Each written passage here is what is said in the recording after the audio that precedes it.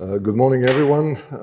I've been on this stage quite often these days, but this time I changed my hat as I was asked to present some thoughts from the Forum of European National Highway Research Laboratories that I'm presiding in the present four-year term.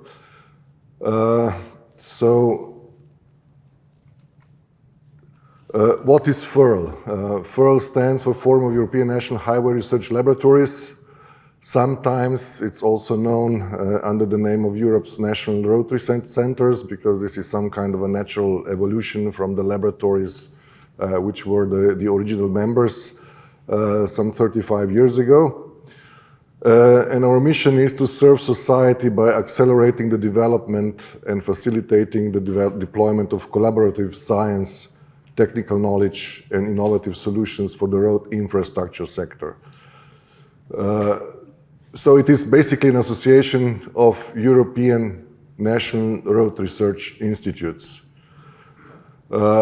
This is a bit archaic word, I must say, because first of all, that European was at the beginning. Now we have also international partners, so from outside Europe. National, they used to be national laboratories when they were established, but around 60% are now privatized, so we are looking for a new model how to continue our work. And also road was the initial objective, but now things are of course going wider. These are some milestones and impact of FIRL. So we focus primarily on research and innovation. We wish that our partners, our members, are front runners on road infrastructure research in Europe and wider, as I said. One of our main tasks is to pursue the collaborative projects. So primarily European Union funded initiatives, and in particular in the area of safer and more sustainable road networks.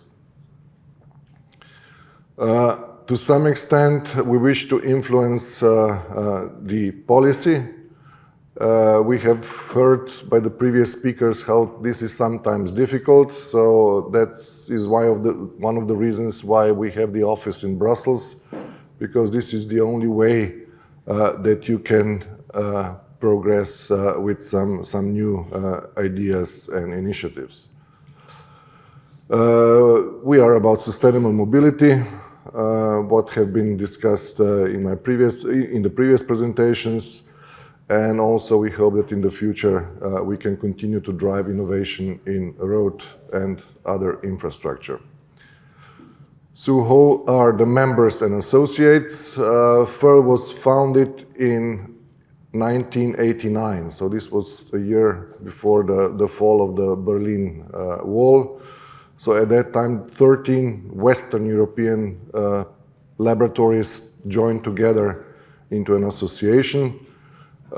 Since then, the membership grew a lot. Apart from laboratories or institutes from the European Union, we also have two from the outside, from Ukraine and from Turkey. And about 15 or even more years now ago, we went even wider. So our members are Federal Highway Administration from the US and the Institute from Israel. Last but not least, Australia was also a member of FIRL for quite a while. ARRB, and Gerard Walden was even vice president of our association in a four-year period. So we hope that once this will come back. I also noticed that the logo was changed in between. Work of FIRL is around SERP. SERP stands for Strategic European Road Research Program. At the early years of existence, there were not that many bodies in Brussels who would try to influence where things should go, so FIRL started to prepare this kind of programs. Now we are at SERP 7. which is steered by different forces. So the external ones that we cannot influence a lot, like climate emergency, connected and autonomous driving. Of course, the COVID influenced quite a lot the work that we did, and now boost of artificial intelligence that we have also heard about before. Then we have internal priorities of our institutes, what they do, what they would like to pursue, and also top-down and bottom-up, and all these things are to the best possibility included in these SERP projects, SERP programs, which are updated roughly every 3 to 4 years. In the current one, we are working on 3 priorities. Of course, the major one is built environment, because after all, we are from that area. Natural environment, about those influences that come from the outside and we have to deal with. And social environment, which is also an important part of our work. If we talk about built environment, these are some typical topics that we deal with. Of course, upgrading of aging infrastructure is one of the major ones. Infrastructure is aging in every country around the world, and we have to do that we have to assess it, manage it, rebuild it in the most efficient possible way. Among others, digital infrastructure is something that is coming, is being talked about for years. It's probably not progressing as quickly as we would like to, but definitely it is an important stone in this structure. Resilience to extreme weather and climate change is an important one. We have seen about the floods in Victoria. We had something similar in Central Europe just 2 or 3 months ago, where we also experienced severe damage on the infrastructure. So we will have to build more resilient infrastructure to cope with these effects. We're talking about advanced construction methods and materials.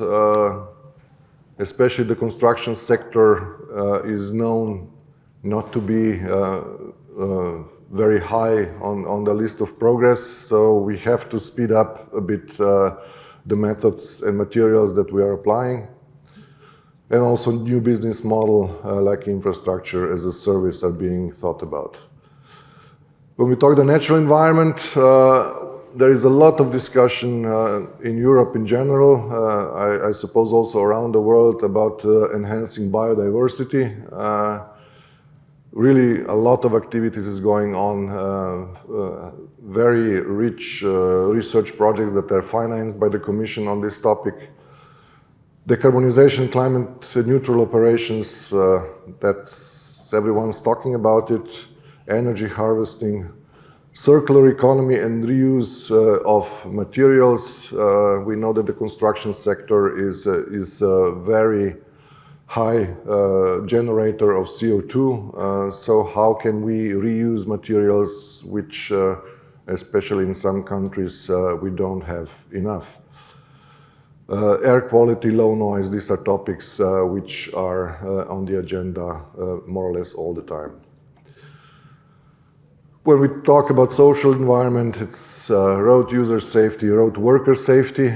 This has been also researched a lot in recent years. And also things like infrastructure for health. So how to develop infrastructure that would promote healthy living and equity. So if I go back to the SERP 4, which is the latest strategic program, there are 4 pillars around it. The first one is people. FERL is organizations which tries to cooperate and collaborate with many others. So these are research organizations. I will not go and explain who they are, but they are all basically based in Brussels. with industry, in particular industry associations, and also with end users, different associations that represent end users. We try to establish an innovation ecosystem to have impacts on open science, which is also a big deal in Europe, knowledge and data. We also pursue some of what we call the internal FURL projects. These are projects that are voluntarily contributed by the members. The one is on big data. This has also been discussed in these days, how to use big data to improve management of infrastructure, in this case pavements, and on low noise pavements. We will also want to improve our way of working, in particular to update to the changes that are happening. And we also are trying to provide living labs because our laboratories are also well equipped. So why not to use that for this purpose as well. Now I will just go quickly through two topics that FURL is pursuing. The one is the Forever Open Road program. And I will say a few words about activities in the area of electrification of heavy vehicle transport, because this is related to the conference that we are attending. So Forever Open Road, it is what we call the flagship program of the FURL.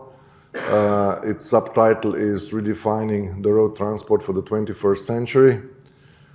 It's some kind of FURL's research vision and strategy, and was developed as the core of one of the previous SERP programs, so SERP 5, some 10 years ago. This program is regularly updated, and what is also important is that it is linked to similar national initiatives, because some bigger countries like Germany, like France, also like US, have similar programs that we try to combine into this Forever Open Road program. In recent years, it was also extended outside roads, so we call it 4x4. It's also airfields, waterborne, and railways. These are some of the objectives of FOR, above all to involve all stakeholders, so public and private, and those with various expertise. So this is not just about constructing the infrastructure, but everyone else who is involved in this process. One of the big things in Europe is duplication of research. Without associations as ours, every country pays big money for the same type of research. And what we try to do is to bring these people together, to talk together, and to avoid duplication. To join forces across Europe and wider for cost savings and benefits is linked to the previous one. Integrate diverse technology domains. I said before that we started with roads, but today the sector is much wider, so we have to work with other technologies. Recognize the role of the road transport and the need for interaction between the modes. This is on the agenda all the time. We want to put, I don't know how much freight on railways in Europe, despite the fact that this doesn't work like it was envisaged. But this is in the papers, and we have to follow that. Of course, Europe is very diverse. You cannot compare infrastructure in some countries with the others, so we have to deal with that. Now in existing, this was also explained before, that we have to look into the future, not to just reactively try to adapt to the things that happened in the past. Bring together and develop the link with the funding and national programming instruments. This is linked to this cooperation, because in the past many things were financed individually in the countries, so why not to bring things together build a bigger picture and try to do more for the same funding that is anyway available with difficulties. Ensure the implementation with demonstration projects and full-scale trials. So this is also planned.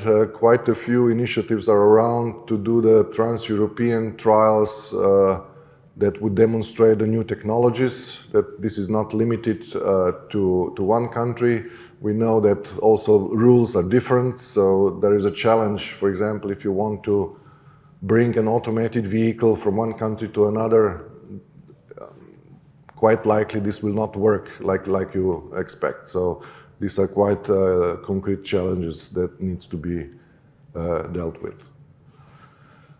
4 has 3 pillars. One is the resilient road, the second one is the adaptable road, and the third one is automated road. So if we go one by one, we see that there is a need for a fully adaptable road that will be sustainable to extreme weather conditions.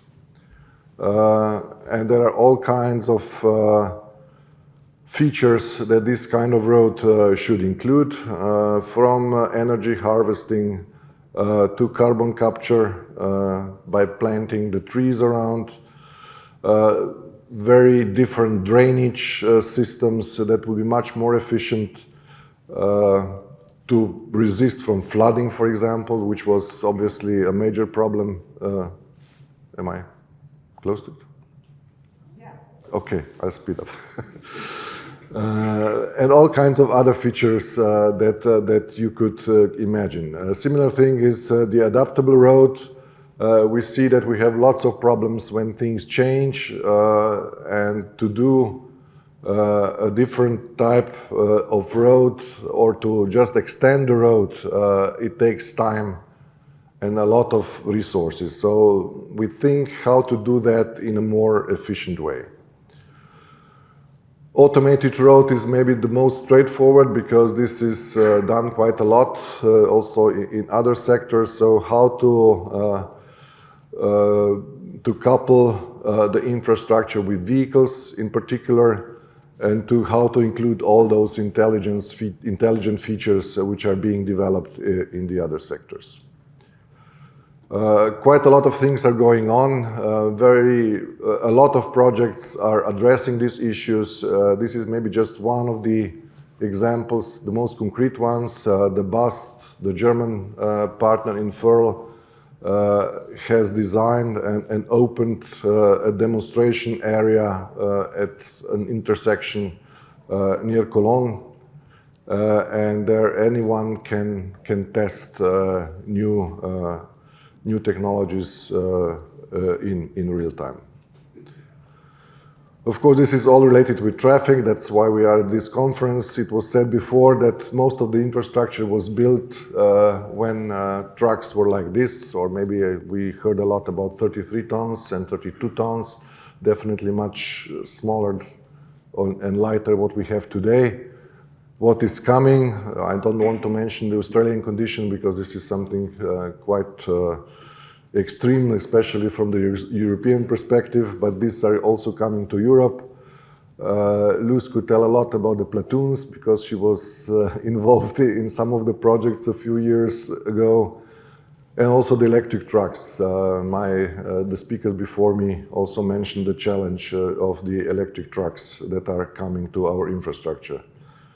I will just point out that also FURL is involved in electrification of road transport. Because this is a strategic topic. In Europe, we are dealing with Green Deal and Fit for 55, which, if I understood correctly, this is even slightly more severe than what you have in Australia, because it's reducing for 55% by 2030. Again, a political decision that we have to follow. And electrification can, of course, respond to this target. The problem is that electricity is easy to transport but difficult to store. So we have this question, what is the better option for heavy goods vehicle batteries or electric road systems? We know that both require massive investments. These are some examples from Europe, I believe, that are being tested. And I will conclude with this one that Ferl Bernard Jacob, who has several hats also in HVTT, is engaged in developing knowledge about ERS in a form of a cost action, which is a collaborative research project financed by the European Union, who will try to answer some of the questions, especially to identify pros and cons, to define optimum scale of application to generate the maximum benefit for the deployment of ERS, and allow decision makers to realistically compare ERS and battery-based solutions and help them to decide about optimal solutions. So in summary, Ferl has for 34 years served the society by setting the EU RTD priorities, by accelerating the development and facilitating the deployment of collaborative science and technical knowledge and innovation. It has been involved or ran or coordinated more than 90 research projects. It has an extensive network of stakeholders, and it's also an active participator to TRA, was even the initiator of the TRAs, and organizes the Ferl Infrastructure Research meetings, conferences in the years when the TRAs are not on. So with this, I will thank you for your attention.